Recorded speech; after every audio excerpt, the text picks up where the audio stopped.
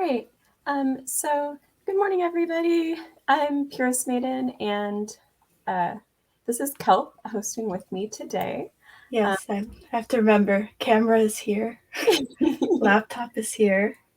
Thank you to everybody for waking up bright and early on a Sunday morning to Saturday. It's Saturday. So my brain is clearly jelly after the last week. Anyone else feeling that way? um, Anyways, thanks so much, everybody, for waking up bright and early on a weekend. Keep it generic, so don't fuck it up. Weekend morning to learn about. We're already swearing. It's already late night. It's always late night, and as Monty says, time is an illusion. So you know. So anyways, today we're gonna do like a brief overview of the history of jellies and jelly desserts because I fell down a Wikipedia rabbit hole and I thought it was interesting. Did you get stuck with all of the different like Slavic gelatin desserts? Because that's where I ended up when I was doing research last time. I ended up on the history of jelly specifically. So I like that we got to completely different places. How do you cook fruit and put it in a can without getting sick? Well, very important in human history. I mean, in case botulism, don't mess around. Yeah, preserves were actually only a short-term storage solution until the creation of the lidded jar with a self-sealing lid. Anyways, we'll get to that though. So please look forward to it. And then after we finish with our little presentation, our resident jelly master Kelp will sharing. I mean, you've made more jellies in the last month than I think anybody. So it's been a lot, yeah.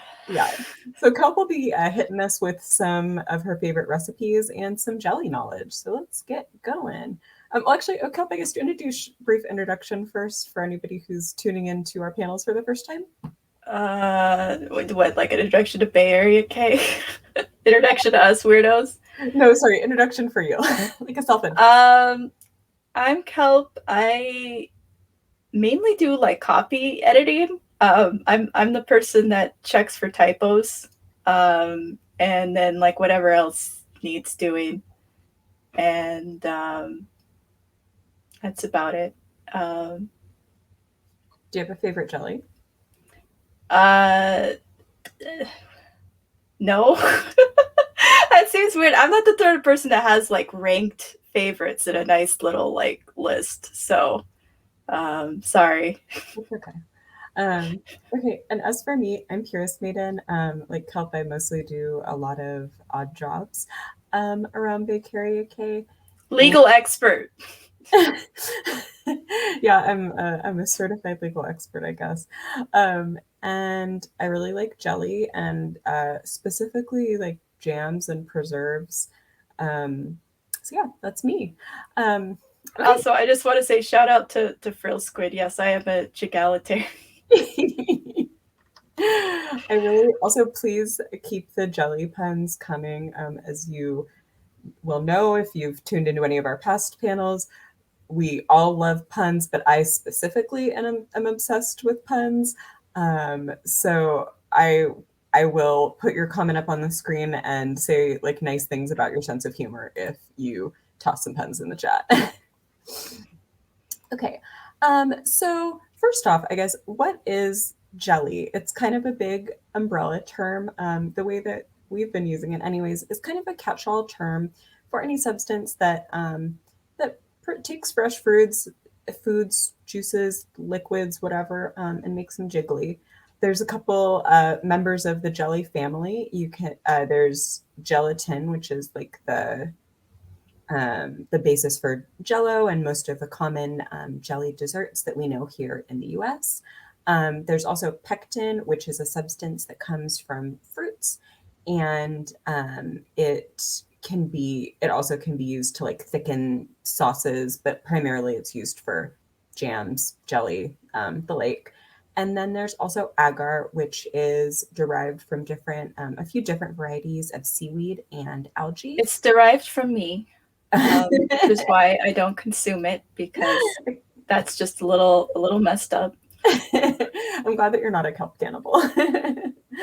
um, and it acts similarly to gelatin, but it has like a little bit of I guess it's like a little harder, and it doesn't melt, unlike gelatin, which can get liquid if you expose it to heat too much. And so jelly's origins go all the way back to ancient Egypt. Oh, I forgot to say where gelatin came from. So gelatin is like the collagen protein derived from animal hooves. So it's not vegan, extremely not vegan. And it was first used as a glue in ancient Egypt. Historically, it's also been used as like for paper sizing, and in early microbiology, it was used as like the gel that they grew different types of like mold and bacteria on. Its first recorded use as a food is in Europe in this 1600, 15 or 1600s. I think I meant to say 16th century and meant 1500s in my brain. Cross those wires. Anyways, It happens. so its first recorded use as a food is in Europe in the 1600s. And back then, making gelatin was an extremely tedious process. Early recipes call for you to boil basically a pail full of horse hooves for like a day and a half with a bunch of spices, and then you kind of hope for the best. As Uh, you do. as you do. It must have smelled great. And so for most of human history, gelatin was a luxury item due to the amount of work that it took to extract and create. It was not something that was readily accessible to people of all classes. Pectin, on the other hand, has been pretty universal. Since it's naturally derived from fruits, well, let me back that sentence up half a step. So, housewives discovered relatively early in recorded human history, like it seems like going back as far as like the Greeks and the Romans, and probably before that, people figured out, hey, if I boil this fruit, it'll get kind of thick and goopy. Look at that. And so, as with many things discovered by housewives and other female assigned folks. There is not really much of a record of when it was first discovered or first used, but people figured out, like I said, pretty early on in human history, hey, if I stick an orange peel with this fruit, it'll make a jiggly sauce. And then agar was discovered in approximately 1650. According to Japanese legend, there was like a chef who had some leftover seaweed soup, and one night he like threw it outside, and then the next day You said legend, and I was like waiting for like some kind of kami to like descend no, with like, the nutrient agar in their hand. no, no, And then it's like, oh, this dude had some leftovers, and then he noticed like something weird happened to him. I mean, I feel like it's kind of in keeping with jelly, because like, a lot of jelly stuff is basically, hey, let me stick this leftover into this vat of jello and see what happens. So I feel like it's kind of on brand for jello, but it's not an exciting legend. But anyway, so the chef throws his soup out, and it's like winter and it's cold. He comes back the next day. He realizes it's goopy. He has like a eureka moment of like, wow, I can do something with this. And that's how agar came to be. And oh, okay. And also Frill Squid hitting us with some knowledge, which is there's another gelatin option called carrageenan. And Which you can be allergic to, so be yes, wary. It pops up where you wouldn't expect it. I know. Now I'm wondering. So carrageenan apparently originated in Ireland, and it doesn't, unlike gelatin or agar. You just add water to those, and then they'll set up. Carrageenan, you have to add potassium or some sodium to make it set up. But it does. I've had it before. It has like the same texture as a similar texture to agar. It's pretty commonly used in like candies and commercially produced foods as like a thickener and a setter. So yeah.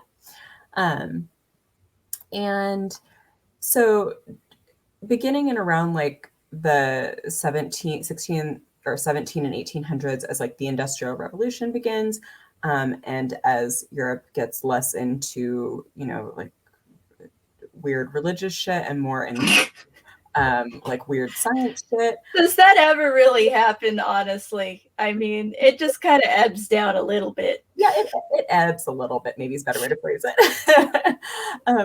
But we start seeing people start figuring out, okay, how can we like mass produce gelatin products and make them readily available to people to buy, so you don't have to, you know, chill over your pot of horse hooves for a couple days or whatever. The first patent for gelatin extraction was issued in 1754 in England, and the process was still like basically just a faster version of the boil your horse hooves situation. They invented the slow cooker is what happened. No. Yeah, I think it was actually like a pressure cooker situation, kind of. So yeah, not great. Pectin is first isolated from apples, which is also, just aside, I fell down an extremely deep rabbit hole looking at the various content of different fruits. Extracting pectin from apples is stupid, and don't do it. It's like 1% pectin. Orange peels are actually your best bet if you like really want to make your own pectin, which nobody does, but now you know.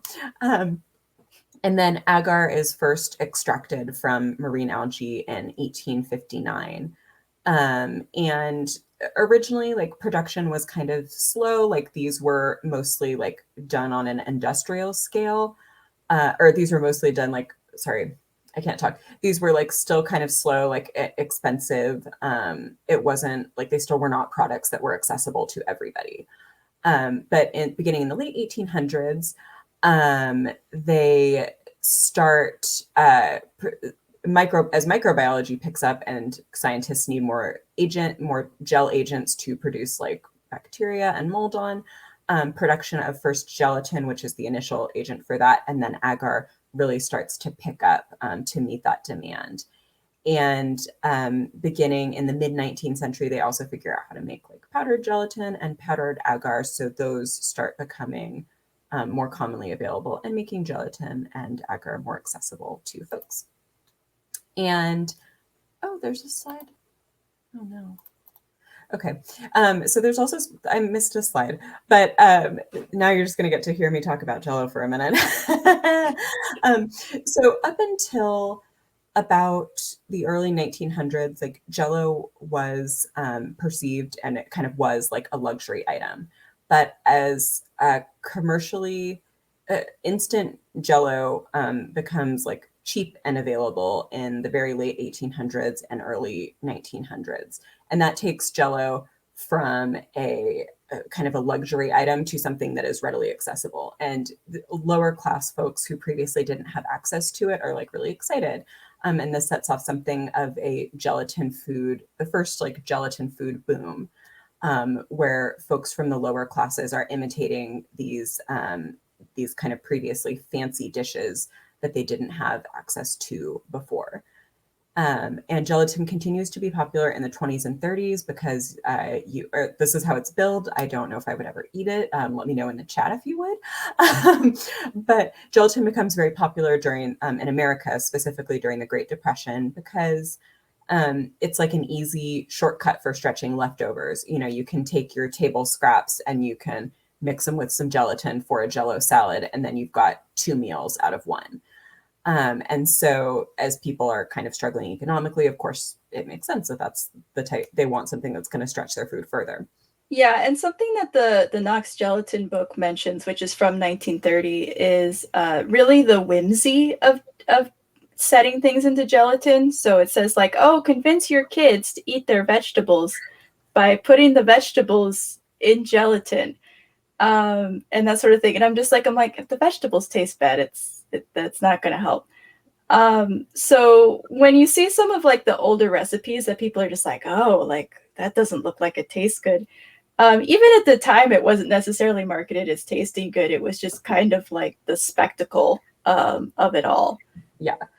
It like a lot of this is, I mean, this, I think you can too, like analogize a lot of these recipes to like the current, you know, tasty-esque website recipes. Water cakes. I feel like whenever I see people eat them, they're like, oh, that's how that tastes. Yeah, or maybe actually a better analogy. It's like Instagram food, where like it looks cool. It's kind of weird. It gets people talking, and It's there's good for your photo, and then you try to eat it, and then you're just like, how does one eat this? I yeah, need like 3 different utensils and a bib. yeah.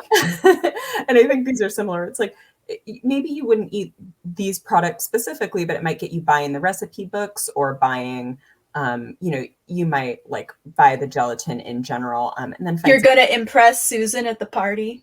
Yeah, and you can also one up Susan at the party. So we know how my mom's name is Susan, so this like that was the name that you picked.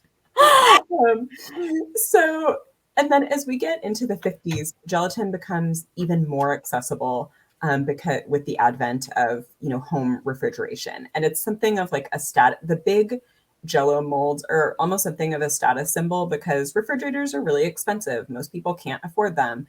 So having the time and the fridge space to make a big fancy honkin' gelatin dish would mark you as like being somebody who's a little fancy. And then part of it too is just like marketing, of like marketers are selling Jello to housewives as like your kids will, love their vegetables and Jello. It'll make your life so much easier. Your husband will love it. And housewives are, buying it because they're like, well, I guess, whatever, got to keep my family happy. Yeah. To note in the Knox Gelatin book, they always use the word chill. They never mention a refrigerator, but I think they kind of do assume that you have some kind of icebox situation. However, they for sure do not think you have a freezer. So all of the frozen recipes in the Knox Gelatin booklet have this whole like extra 2 sentences of like, first create a freezer, like basically. And then I have to just kind of like, all right, I can skip that part because, it's 100 years later. Unless you're Purestmaiden and your freezer works, but your refrigerator doesn't. We just got a new fridge after much trial and error. So I was supposed to help with the jelly journal, but my fridge broke at the beginning of July. I mean, you should have just been really legit and been like, how do you make jelly if you do not have modern refrigeration? You just have to get the mold really cold. Yeah. You have to not live a place where it's been over 100 degrees many days out of the week. Yeah, that was the real one. So your girls could birth the freezer. I'm not joking. The watermelon dessert, it was like, so you're gonna need 2 freezers for this, but we'll also talk about a way you could make it if you just had like 1 freezer. And I'm just like this fits. I just need 1 shelf on my actual. Okay, Knox. Yeah, no, I have a freezer now, so I have a fridge that works now. So I've got some Jello shots resting right now. And so jellies today, like Jello is, I think, kind of like almost like a background noise type food to us these days. Like it's not super popular, it's not unpopular. It depends. And I will let you finish. No, go ahead. That was the end of my sentence. Oh, well, so I was going to tell this story. So yeah, a lot of people think that like, oh, like these kinds of gelatin desserts have fallen out of fashion, but I've found that there's kind of 2 sort of counter narratives to that. The first one is there's a lot of stuff that I think people don't really conceive of having gelatin in it, even though it does. And Panna Cotta, which we'll talk, Purestmaiden will tell you all about, is definitely one of them. And I know a lot of people are really into like flan or like, like the Japanese style, like the pudding. So there's a lot of dishes out there that use gelatin that I think people just don't really think of when they think of Jello. The other thing is that I don't remember what year it was, but when Animal Crossing New Leaf came out, because that's how I tell time now. I don't know. I'm trying to like do the. It was 2012. I was going to say it had to be between 2012 and 2015 because it was when I was at my old job. So, okay. Yeah. But anyways, I went to a very, very, very large birthday party where I was like staying over at this person's house overnight. And as my potluck thing, I brought just a giant like catering tray of strawberry whipped gelatin. So it was just strawberry gelatin, whipped cream, and strawberries. And everybody loved it to the point where they went out and sought me. They're like, who brought this? Right. And I was like worried. And then they're like, I love this. And I realized what it was that everybody still knew that dessert because pretty much everybody there uh, was still buying gelatin desserts. If you go to like the Latin section of the supermarket, uh, you know what I mean. I Uh, know. there's plenty of like same kinds of gelatin desserts that I see in my vintage cookbooks. They have the one where it's like white cream and then the little cubes of the translucent jello. They have like layered jello. So I think like for, middle class white people, they've kind of all gone into like the cupcake route, which I understand. Although cupcakes can be difficult to make.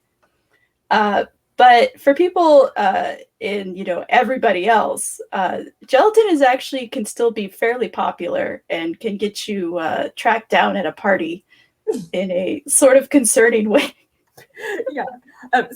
So I think I'm with Kelp. I think we've all had a gelatin dessert in our lives, and I think even though the heyday of the Jello salad has passed, like it's still like my mom always put Jello cups in my lunch when I was a kid, or we had Jello pretty often. Like it was just a thing. It wasn't a big affair. It wasn't particularly gross. It was just a food among others. Um, Oh, also to mention in the chat, the gelatin mix that I'm thinking, or not the flan mix that I'm thinking of has gelatin in it, like the easy flan mix. okay. Yeah. Yeah. Also, Moni, I'm with you. I'm a big Jello cubes and Jello jigglers fan, which I think are, if you're in America, are kind of like a big childhood thing. Something about like the jiggly cube really does it for me. The cube, so yeah, just making cubes out of jello and then just putting them in a glass. There's just like I said, there's the whimsy factor, and then it tastes good, unlike, getting rid of your Putting your broth. your produce that has seen better days, basically. Yeah. So remember when jello came in tubes? No. This is like Go-Gurt jello? Oh. Oh my God. Wow. That is a cursed early 2000s memory. Oh, I was exactly right. Yeah, I don't remember that. Yeah, wow. That I think Moni, I curious to know what everybody else thinks because I personally, the texture of squeezy foods is always off to me, and I do not like the squeeze food delivery method does not sit right with me, and I can't do I'm it. curious to know what happens to the texture. Like, does it end up being you can totally choke on jello, Yeah. Monty.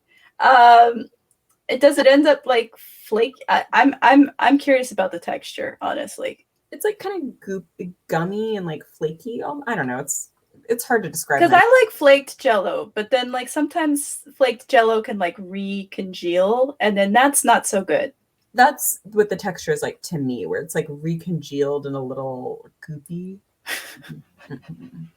I'm just laughing at Monty's Money's slurping. Monty's increasingly detailed onomatopoeic description here.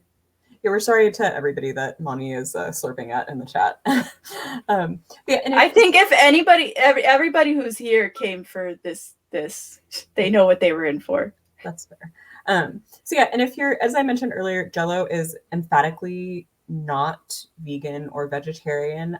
So please don't eat it if you are vegan or vegetarian. And many gelatin products do also use pork, so they are not kosher or halal. But you can. There is halal gelatin mix, though, if you go to, yeah. Yeah, you can buy specific kosher or halal gelatin mix, and I think Jello is actually kosher. One of the bigger Jello brands, either Jello or Knox, is kosher and halal safe. But if those are not options for you, you can also use pectin or agar agar, and they work the same. So yeah, so let's get into some jellies. So like you can really make like you can really slap anything in some gelatin and call it a day. Like I don't recommend that. Yeah, don't do that. I have some very specific recommendations for what to slap into your gelatin. Yeah. But you do like, there are historically there are a lot of savory gelatins. Now I think it's more of a dessert thing. But it's like a general rule, gelatin. If you've had Jello, you know what gelatin is. It's like got kind of a soft, jiggly texture, and it can melt when it gets hot. Pectin is very soft, not good for like a molded dessert, but great if you want like a jam or something to put on your toast. And agar is very similar to gelatin, but it doesn't tend to melt at like room temperature like Jello does. It'll only kind of melt down once you get it a little bit hotter. And it also tends to have it doesn't have as much jiggle, I think is the way that I would put it, unless you make it very, very like loose and not so firm. So to go back to gelatin too, I noticed a lot of people on the internet going like, "Why didn't my Jello set?" And at first I was just like, "Huh, is it hard to get, gelatin to set?" And then I realized it's like, "Oh, bless your hearts." So gelatin has various levels of set, so you can make very firm set gelatin, and this is what you do if you're making, like for example, jigglers or cubes, and it's just a less liquid. And then if you're making on the complete opposite end, if you've incorporated a lot of like dairy products or, like whipped egg whites or something like that, your gelatin just will not set firm. It'll soft set. It's not really meant to unmold. It won't unmold. So if you don't like soft set gelatin, there is a way to kind of firm it up to get it closer to that that agar really firm, doesn't jiggle as much. Yeah. And this is key too if you plan on doing something like, unmolding something or cutting it into shapes. You need to really have firm set gelatin as opposed to soft set. And and to kind of tack on to that, like one thing that can also help is varying the amount of gelatin that you have relative to the water when you're making the recipe. Like right, yeah, the ratios. Yeah, like my lazy shortcut for making Jello jigglers is like, you take 2 packs of Jello, and then you put it in half the water that you put, for 1 pack of Jello, and that's like kind of an easy cheater way to do it. Just put a lot of times the box too will tell you like straight up, like here's how you make firm set for yeah. So that's so yeah. So and then so for some other kind of tips and tricks, first I would suggest starting off by researching your ingredients like with just a quick Google, because some fruits and vegetables can inhibit gelatin, certain gelling agents from setting. Some fruits and vegetables might have a naturally high like pectin content, and so you can use a little bit less Jello to get something that's really firm set. And it just kind of varies on what the ingredient is. So you want to just double check. Like oranges, for example, have a pretty high pectin content, and orange peels in particular have a very high pectin content. And so you can, if you're making an orange-based Jello recipe, you might, and you want it to be firm set, you'll probably be in business because that's what the ingredients are good at. On the flip side of that, very common, again, the box does warn you with these now, I noticed, but they don't list exhaustively.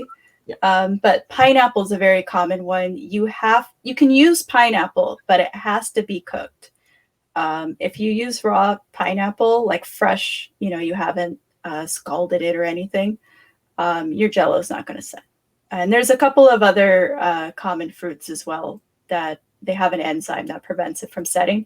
You can still use these, but they have to be cooked. And you don't have to bake it or anything. You can just no. Yeah, you can they usually say scald it, so. Yeah.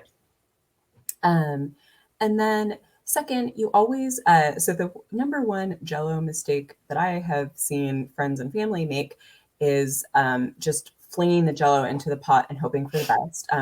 You always want to Bonnie. Yeah. So you always want to do what's called bloom the Jello. Like most recipes will just say bloom your gelatin or soak your gelatin. All this means is you take your Jello, you sprinkle it on like a small pan or cup of, usually when you use something with a little surface area, so I usually use like a saucepan or something.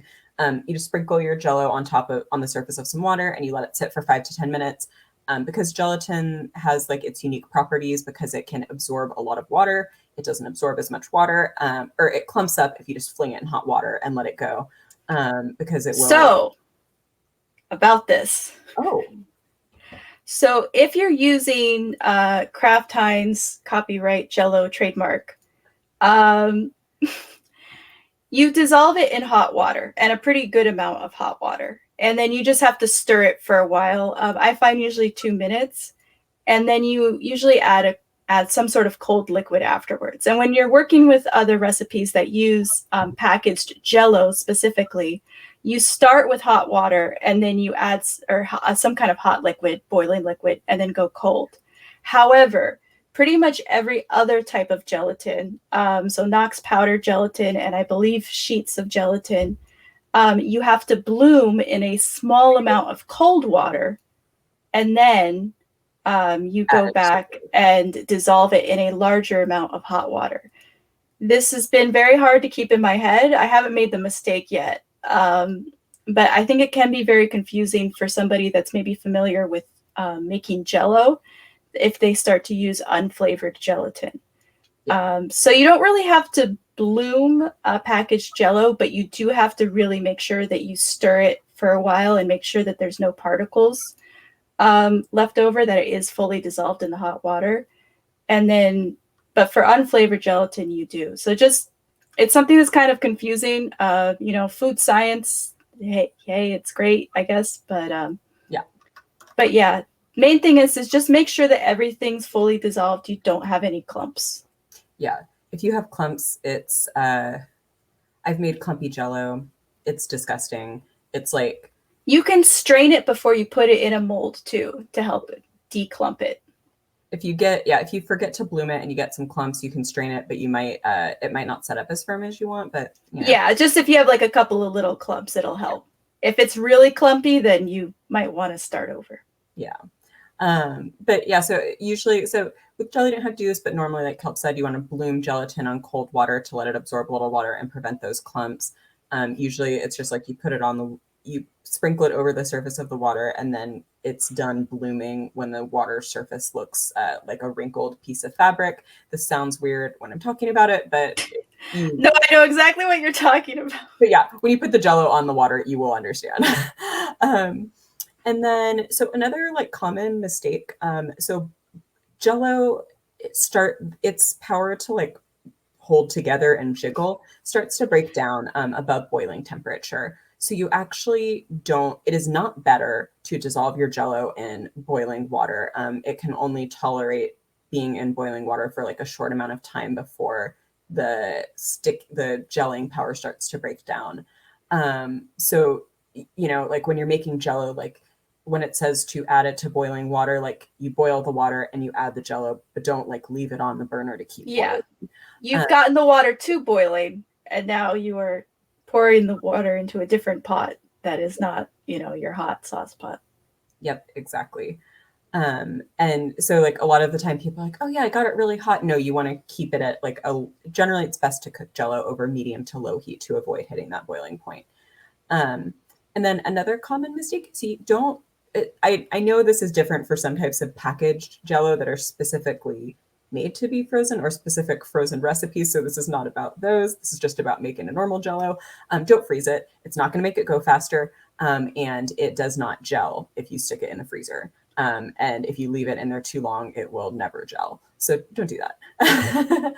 Yeah, there are, depending on the recipe, you can speed set it, which just basically means you use ice cubes instead of cold water, and you add those to the boiling water. So then the ice cubes kind of just chill the boiling water down fast. But even using speed setting, you still put it in the fridge later, and you have to remove any of the unmelted ice. Yeah. So, if it says on the package you can speed set it, then just follow those directions. But it's always, if you're going to make something that you want to be able to like unmold, it's always going to be a couple of hours. Whereas some of the recipes that I've made where it's soft set, it's not meant to unmold, it just stays in its little cup.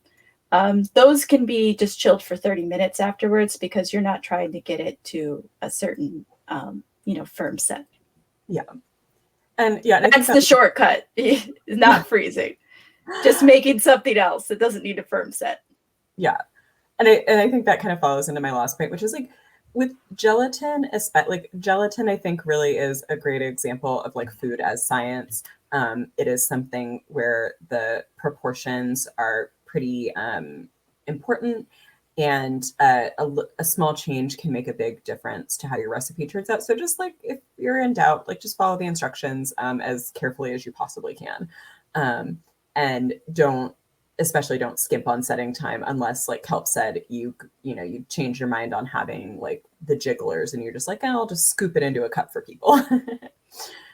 Okay, so let's get into some of our favorite jelly recipes. So I'm going to start with mine, which is Kelp said. A lot of people don't think of this as gelatin, and I actually thought it was like a baked custard type of situation until I decided I really wanted panna cotta a few months, or last summer actually was when I had my panna cotta phase, early quarantine. That was that, I didn't make bread. I made panna. Yeah, it's like sourdough. Psh. Yeah, no, panna Panna cotta cotta.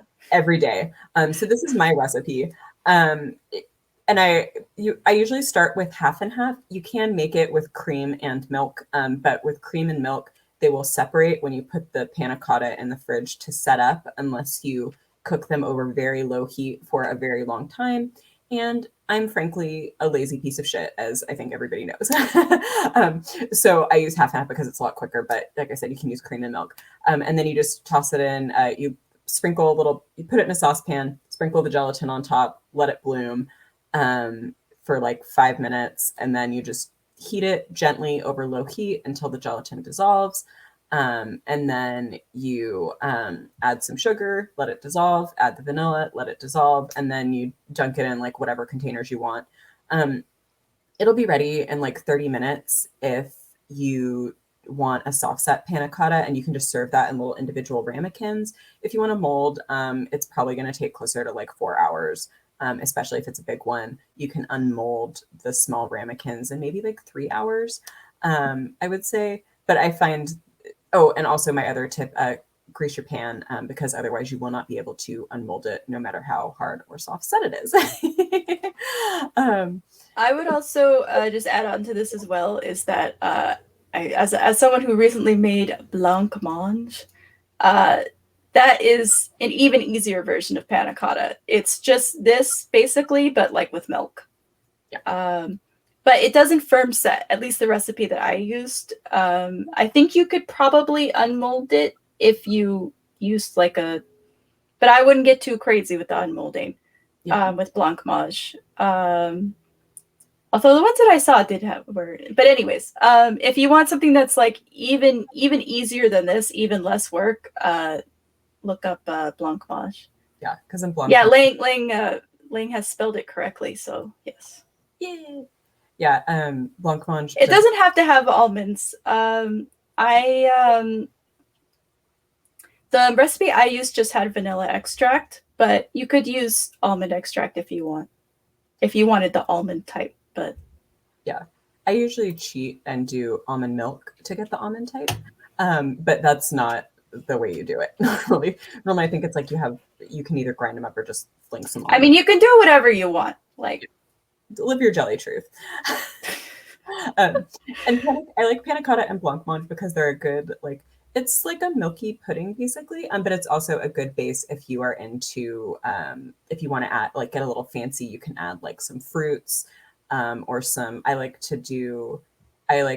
So my 2021 quarantine activity has been boba making, and so I always keep like rose and berry simple syrup in my fridge. So I like to just kind of dump that on top of the panna cotta, put a couple strawberries on, and then I feel really fancy. So yeah. Okay. You can also add chocolate and just make it chocolate milk.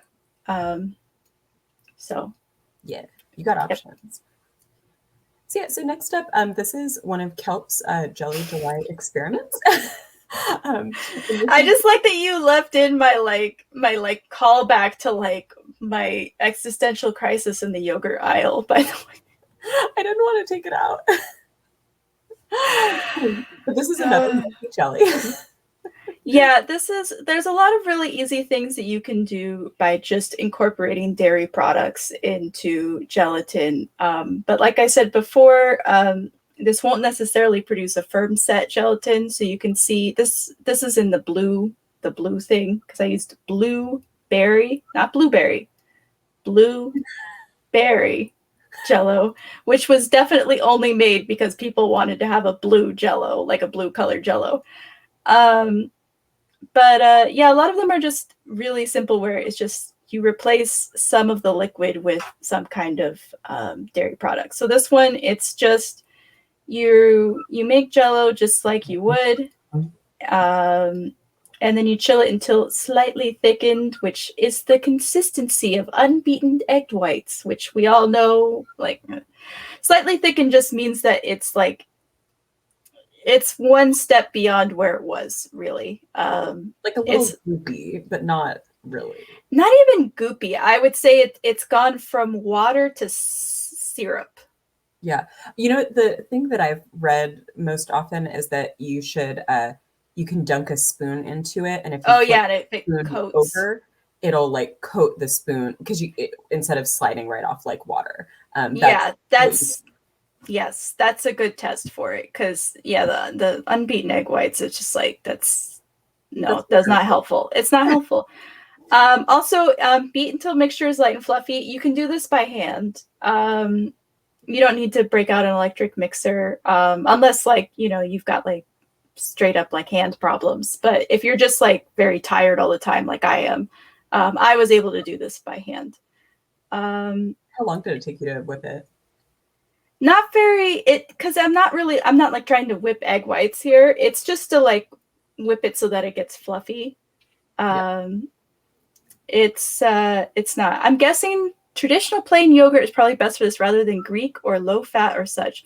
So yeah, I had a hard time buying yogurt because I did want to buy plain yogurt, but if you want to buy plain yogurt, you need to have an advanced degree in yogurt buying.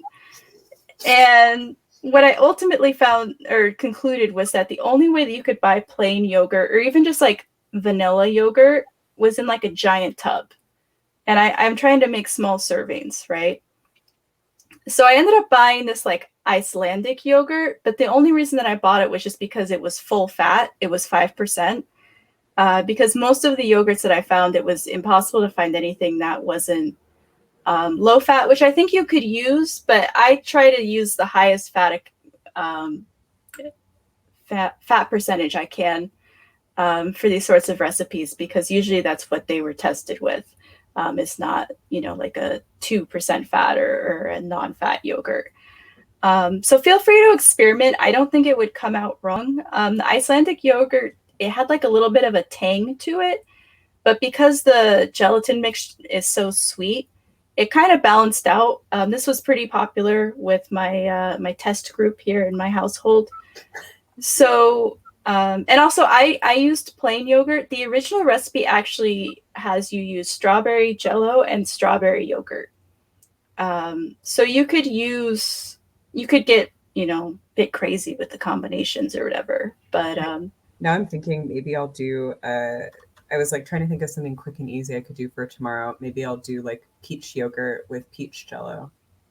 yeah, I honestly I think with this one, as long as you like to eat the yogurt by itself, that probably whatever you do should come out okay. Good to know. Good to know. Yeah. All right, let's move on to the next one. And this is another kelp classic. This is so it's the one on the right. This is the me trying to make the green dessert that's on like our branding. This is the same one, the marble chiffon. I tried to make it in a martini glass, which seemed like a great idea, but then when I tried to do the zigzag, it's like, how do you? How But does then it? I looked at the glass that they used, and it was even narrower. So I was just like, they didn't zigzag either.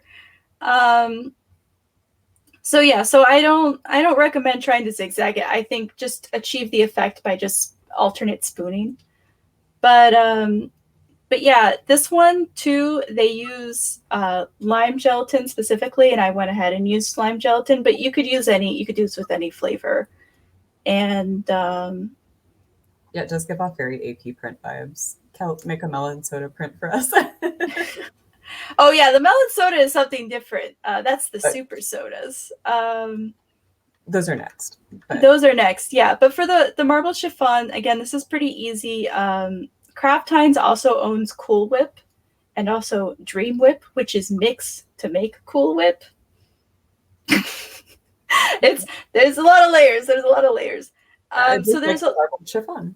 yeah. So there's a lot of if you ever when you see the recipes that I post and you see whipped topping, 9 times out of 10 that was Cool Whip. But you could totally use whipped cream or some kind of other facsimile here. I think for this one I just used Cool Whip though because I wanted to finish off a tub that was in my refrigerator, and I don't have anything else to really say about this. It's just, like I said, it's Jello and whipped topping. It can't really taste bad. So I actually had a question about this one. So is it the way that you make it? Is it like you make Jello, then you make Jello with Cool Whip, and then you like let them get a little thick, and then you mix it together and kind of zigzag it, and then let it set? So a lot of recipes have you make Jello to the point of like you've added the boiling water and you've added some sort of cold water, and then you separate it out. So you like reserve a cup. And then here, so this is actually a speed set recipe, right? So I'm using ice here. So I have made slightly thickened, I would actually say I've made thickened, for this one I made thickened gelatin. And then I just scooped a cup of it out and set it aside. And then I put whipped topping in with I folded it in. So now I've got thickened gelatin with whipped topping, and then just normal thickened gelatin, and then I was spooning them in alternately. And there's a lot of recipes like that where you just take the super sodas are the same, where you just reserve some of the gelatin and add something extra, and then use that to like layer. And then it looks like you did a lot of work, but really it's just like one extra step. And I was going to say, this looked like, when I saw this recipe, I was like, wow, this looks like so complicated. Like, Kelp really went all out. And then it's like, oh, it's just Cool Whip. No.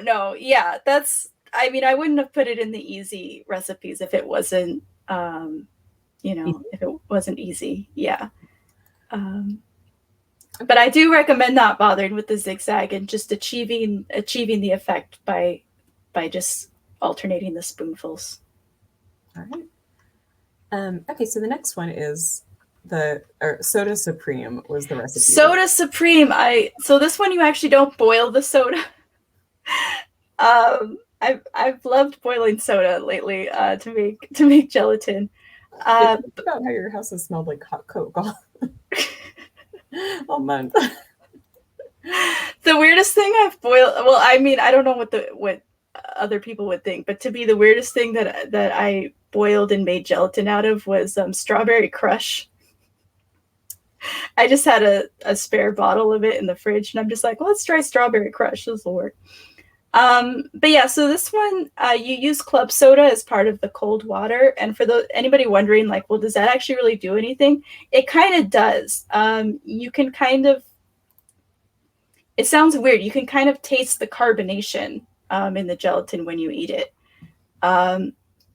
So for this one, it's the same sort of thing where you reserve some of the gelatin and whip it.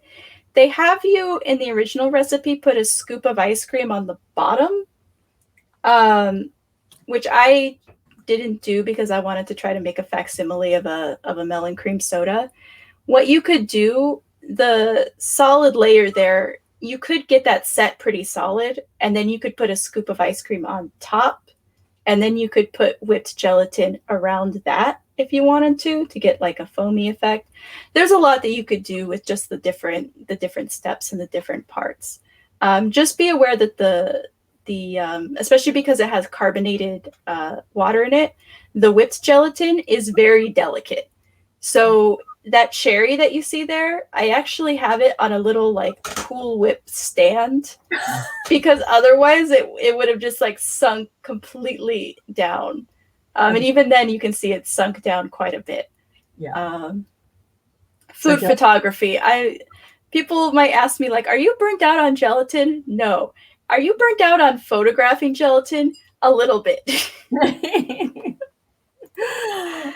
Well, I feel like it turned out very well in spite of the troubles, and it tasted good.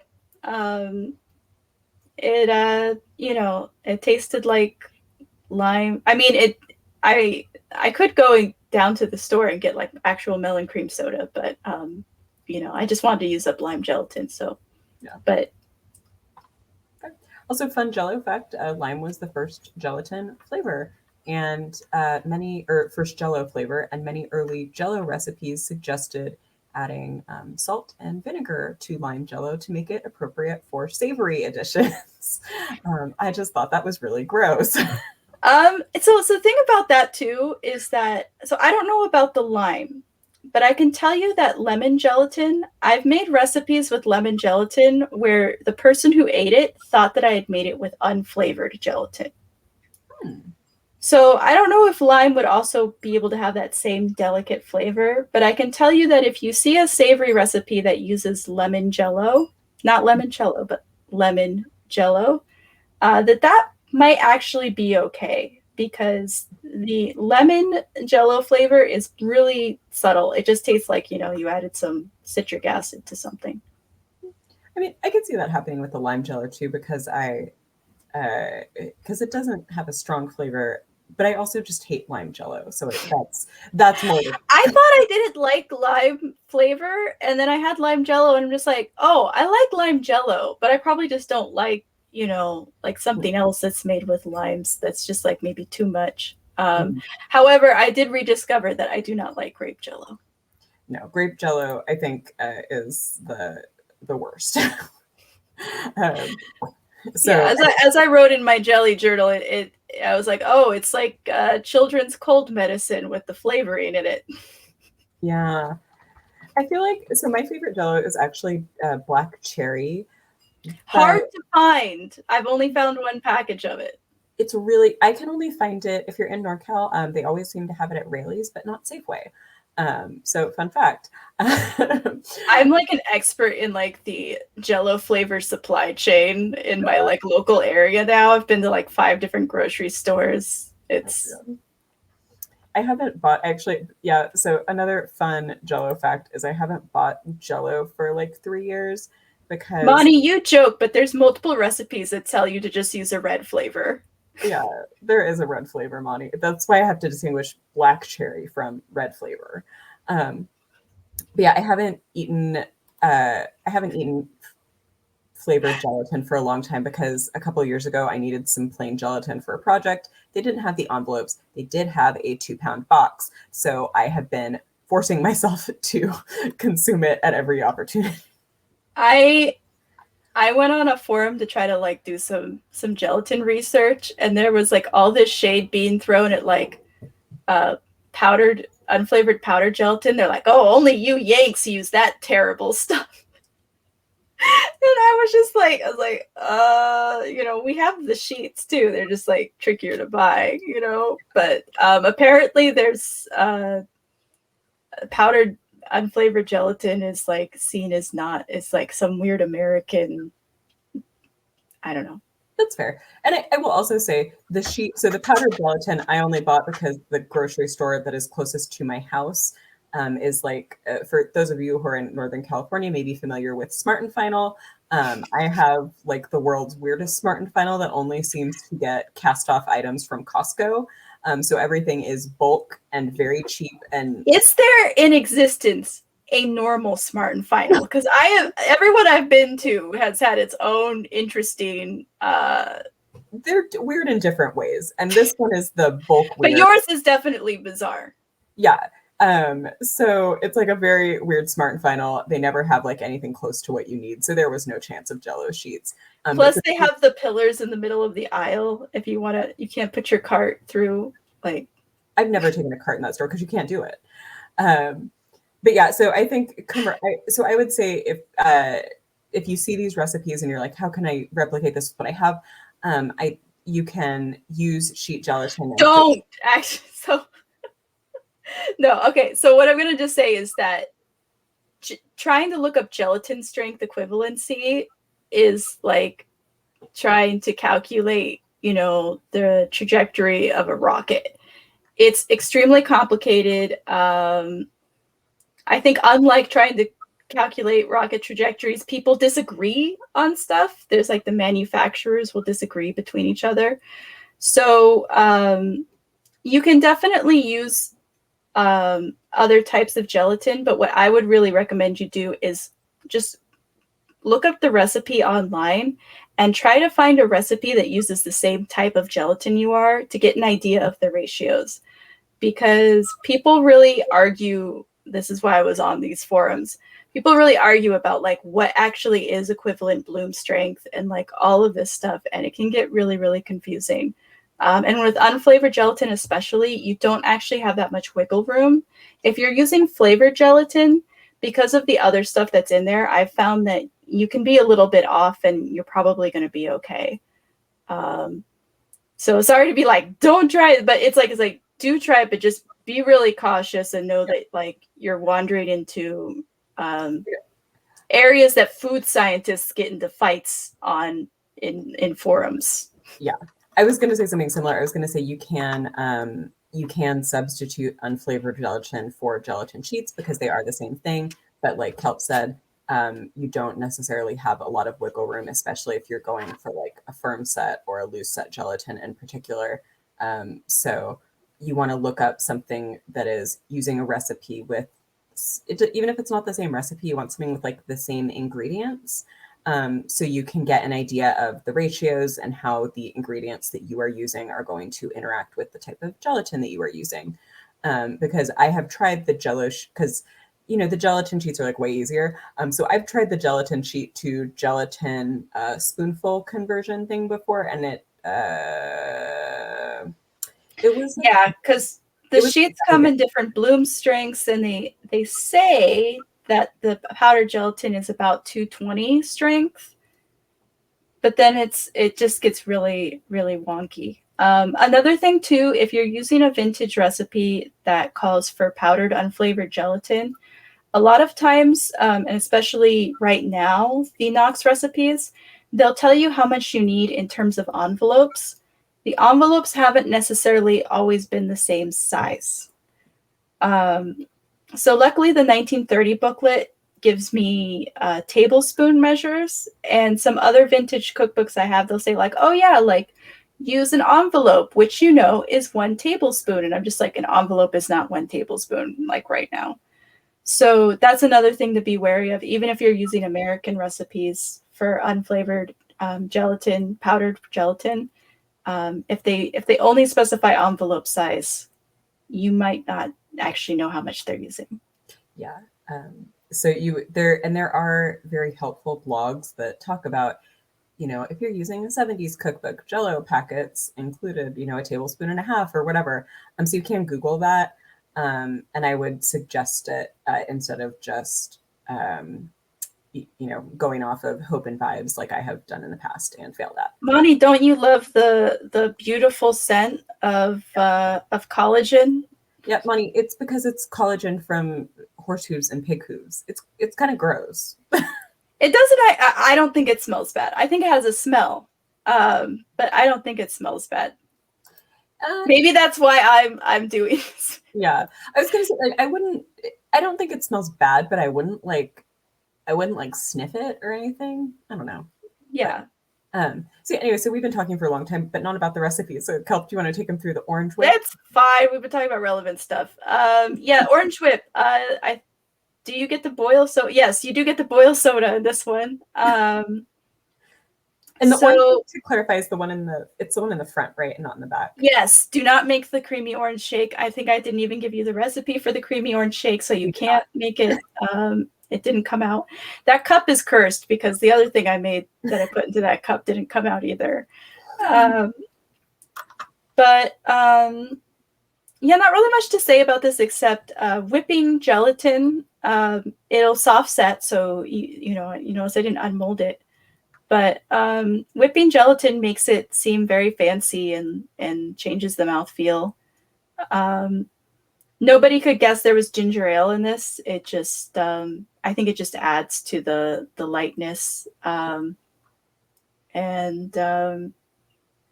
yeah, this looks like it has long directions, but it's just because I tried to explain to you what the heck slightly thickened means. Yeah. We already had that conversation. I think coating, does it coat the back of the spoon is going to be the easiest test. And I say whip with electric mixer, but you could probably whip it with just a whisk and get it pretty fluffy. If you under whip the Jello, here's what happens.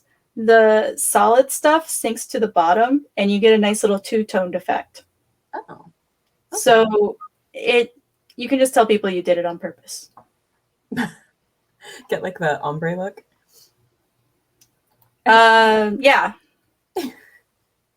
And so for our last recipe, I guess it wouldn't be an event with me unless there was at least one alcoholic thing involved.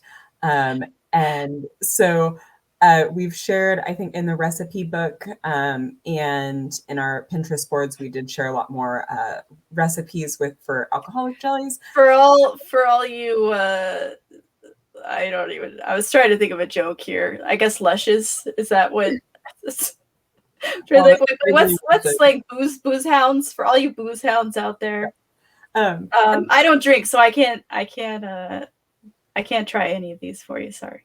Yeah, and I do also want to say, like, a lot of the reason I really like Jello shot recipes is because I think they're one of the main areas where people are like trying to get creative and use interesting ingredients. I was waiting for you to say like trying to get like sloshed or something. Oh no, I mean, okay. As an aside, unless you make really strong Jello shots, it's really hard to get drunk off of them because you just have to keep eating Jello. But like, if it's strong, it tastes, like once when I was in college and here we go. Not 21 yet, I was enlisted to help make some Jello shots for a party, and the person who wanted me to make them was like, "You gotta make them like so strong. I want to get like blacked out off this Jello." And I was not gonna set. It did. It set. But the problem is that we used the cheapest bottle of vodka I could find in Arizona, which was from a brand called Wolfenschmitz. And it came in a plastic gallon. Anything that ends in "its" is usually always cheap. What is it? Yeah. So it was, like I said, a plastic gallon for like $15 or something stupid like that. And the Jello shots tasted like they were strong enough to get you drunk. But they also tasted like window cleaner. So, I think I like Jello shots because I think they're more like an interesting area of Jello innovation. And if you are a non-drinker, you can replace the alcohol with like soda or juice or something like that has like an equivalent flavor. So that also is something to note too. Surprisingly, the 70s cookbook that I had was pretty good at, there were some drinks or some gelatin desserts that were definitely meant to be like alcoholic, but in pretty much every other dessert that uses like brandy or rum or Cointreau, or however you say that, it would tell you like, here's what you could replace it with that's not alcohol. So that also applies here, but also just be careful of the ratios. Yeah. The ratios, I think, alcohol doesn't preclude it from setting, but it can be very easy to go from Jello with a little bit of booze to Jello that tastes like window cleaner and that you will not want to eat. And I would not recommend the latter. Well, what I was going to say with the ratios of like, if you replace alcohol with something else, the flavor might get messed up because usually when you're replacing rum with like rum extract, for example, it's a very small amount of rum extract. And then, it's like a quarter cup of rum that you're replacing. Yeah. So just like pay attention to what you're using for sure. And so I see 2 envelopes or 3 envelopes. Yeah, I think the way that I usually do, like, so these are like dead easy, but these recipes are like super easy because you don't necessarily even need the envelope instructions. You can just like look on the back of your gelatin container for 1 cup of for what if you have 1 cup of Yeah. liquid, you use this much gelatin or whatever. You don't need to even follow the envelope directions. I think for this is going to be like it's like a roughly like 2 cup recipe, so I'd probably use like a tablespoon and a half of gelatin because I wanted it to set up pretty firm. But these you just like you throw some champagne in a pan, you put the gelatin on top of it, you let it bloom, you heat it up, you throw the sugar and you throw the sugar in, let it melt, throw some more champagne and some vodka in, put it in a pan, and these are like really nice because they come out like looking slightly carbonated, so you look a little fancy. And then you can also like for the ones that I've made for this evening, I put like some little I did it in 2 layers in the loaf pan so that I could put strawberries in between the layers. So I have like a nice looking little strawberry champagne jiggler situation. Um, Look at you. I know. I'm so fancy. Now that I have my fridge again, I'm unstoppable. And so yeah, so this is like a nice base that you can build off of. I've also used this recipe to make like mimosa jigglers, or you can add like a little bit of juice for like some fruit flavor. Or you can even do it in like a couple of layers for like an ombre effect with like juice at the bottom and champagne at the top and like a mix of the two in the middle. So yeah, so you can kind of get it's a good basic recipe that you can kind of get a little crazy with. Don't And get too crazy. yeah, don't like, Gelatin responsibly. yeah. I mean, these also like these have a quarter cup of This vodka. is a grandma kelp over here. No, these have only a quarter cup of vodka in them, and 2 cups of champagne. So like, you're not gonna even if you eat the whole pan, like you'll be fine. But maybe don't make 2 batches and eat those all at once, unless you plan to stay at home for the night and don't plan to drive. Okay, so those are all of. Oh yeah, and so we also for a couple tips, like if you are inspired by Kelp's jelly adventures and you want to make your own. Please be inspired. um, if you're not a fan of traditional box gelatin flavors, you can make your own. You can use fruit juice, vegetable juice. You could put meat drippings. I don't know why you would do that. That I think that goes back to gelatining responsibly. Yeah, then you want to be looking into aspects. You can use meat broth, but you wanna do some recipe research. Yeah, the recipe research is a little different for meat broth because meat broth already has some collagen in it. So you want to be sure that you're getting like the set that you want and not a solid block of congealed fat. And so in terms of juices, so Kelp mentioned, if you were reading her jelly journal, that things that are like prepared drinks, so like sodas or like juice drink for children. Well, like the cranberry juice drink as opposed to like straight up cranberry juice. And the reason that I mention this is that when I've used just normal fruit juice, it's been a little bit difficult to get the sweetness and acidity ratio right. So if you use something that's like soda or like a juice drink, they've kind of already done the work for you in getting that ratio correct for like a dessert as opposed to just straight up fruit juice. So I found that those were a little bit more foolproof. You can, of course, use like straight up fruit juice, but just be aware that like if it's a recipe where that's all you're using, like you're not adding like a dairy product or something in there, it might end up being a little much. So you might have to do some experimentation to figure out like either diluting it with water or adding some kind of sweetener. You could add honey or whatever you want. But yeah, I've just had some difficulty when I've just used straight up fruit juice to get it to taste like how I want. Yeah. Yeah, I think this is like gelatin is like totally, although Monty thinks it's stinky, gelatin is safe to eat, and the same applies to agar as well. It's safe to eat even when it hasn't set up. So you can just taste it. So like I would definitely advise like tasting it before it goes into the fridge, because then you can take that time to adjust any issues with the flavor profile before it goes in the fridge, as opposed to after.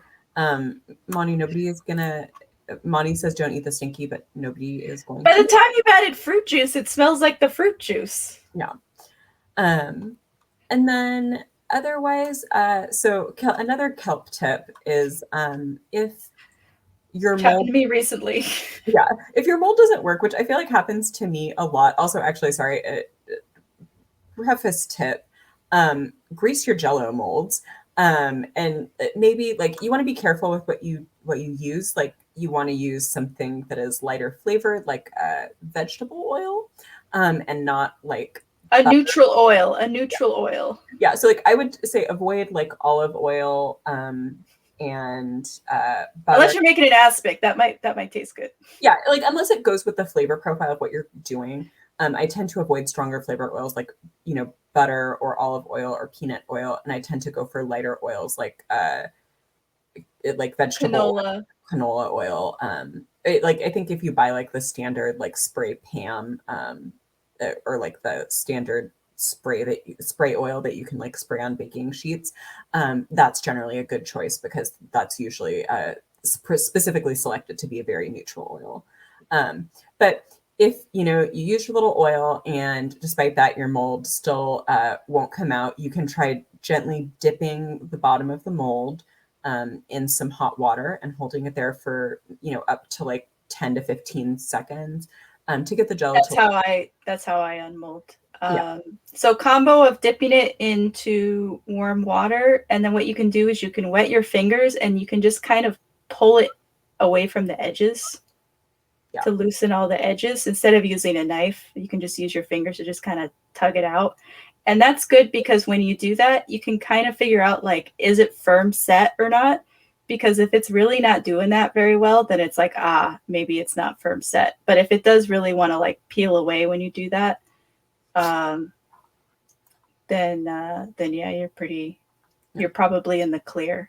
Yeah.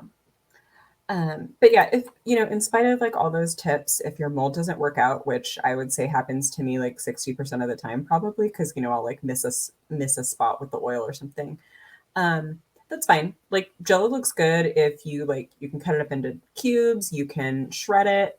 Kelp suggested using a ricer to like get it, into little pieces. I just used a fork. I said if you want to get fancy, use a ricer. That's what the cookbook said. But you can just use a fork and just shred it, and then just pile it into glasses. Yeah.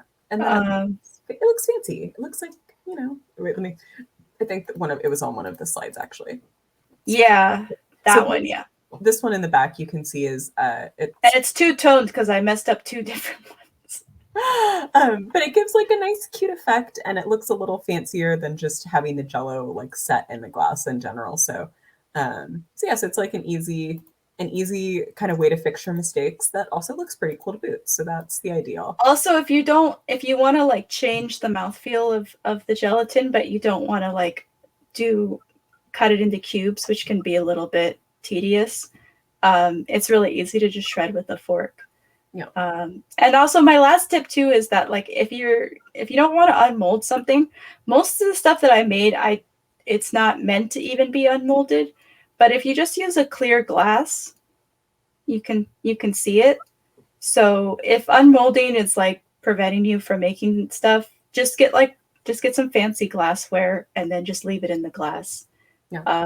And especially if you're going to be, not that we're really going to parties right now, but if you're going to be bringing something to like a potluck, I would definitely just bring something in a clear glass and not have to deal with unmolding it because it'd be much easier to transport.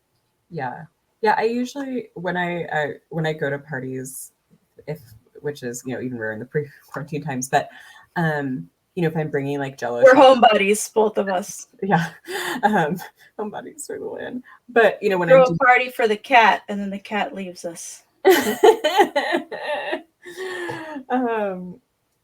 yeah, when I'm like going to parties with jello shots, like I'll buy those individual like clear sauce cups. And then I'll just make the shots in the individual cups and then I'll just bring those to the party in like a cooler and then I can just let it out. And then Molly's comment. Yeah, so anyways, that's all we have to say about jelly.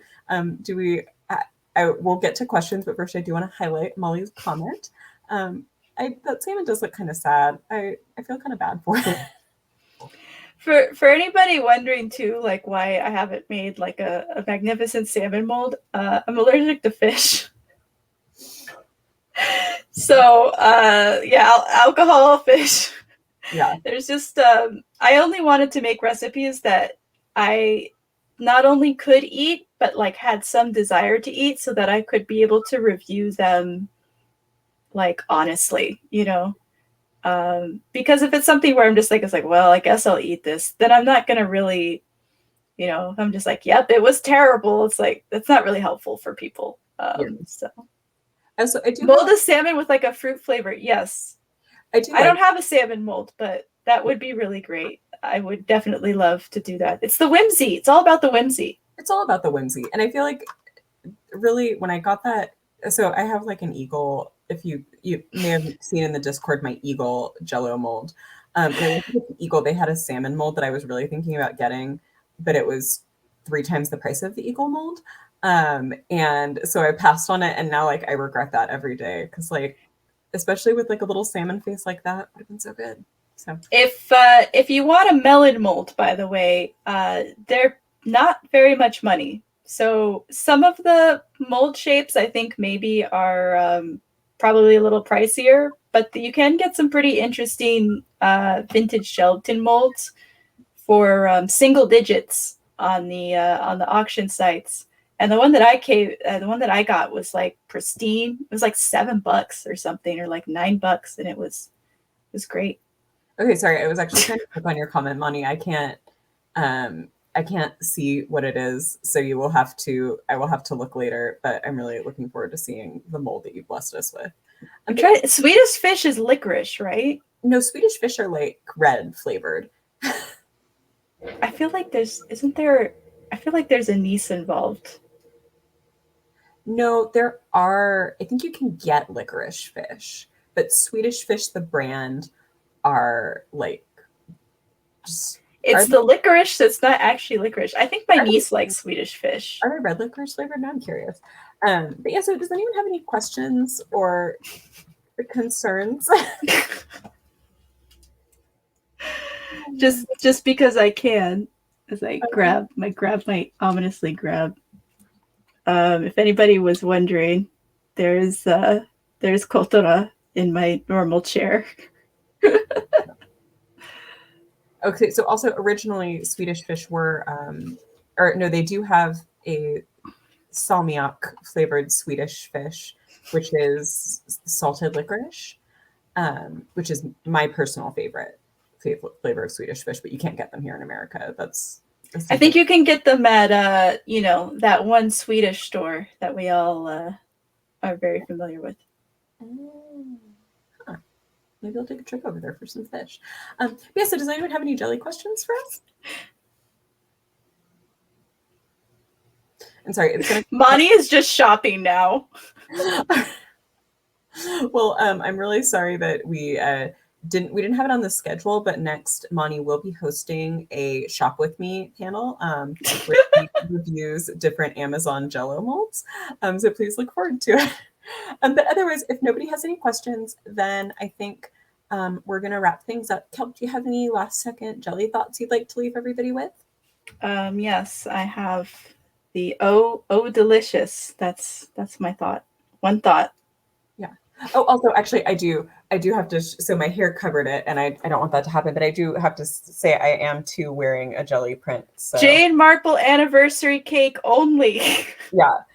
So Kelp and I coordinated to wear a matching jelly today, and I just think that's important for everybody to know. But also, I'll also be wearing an anniversary cake tomorrow. Yeah, unfortunately I'm not that much of a Jane Marple super fan, but yeah, that's all right. I have enough Jane Marple fandom for the both of us. Well, I like different Jane Marple, so you know, mine's the weird crusty 90s shit that costs $5 on auction. You know how I am. Oh yeah, that fur sweater. Oh yeah. I actually have like 3. Anyways, enough about me. Thank you so much, everybody, for tuning in. And our next bit of programming is going to be coming up with after I take a nap.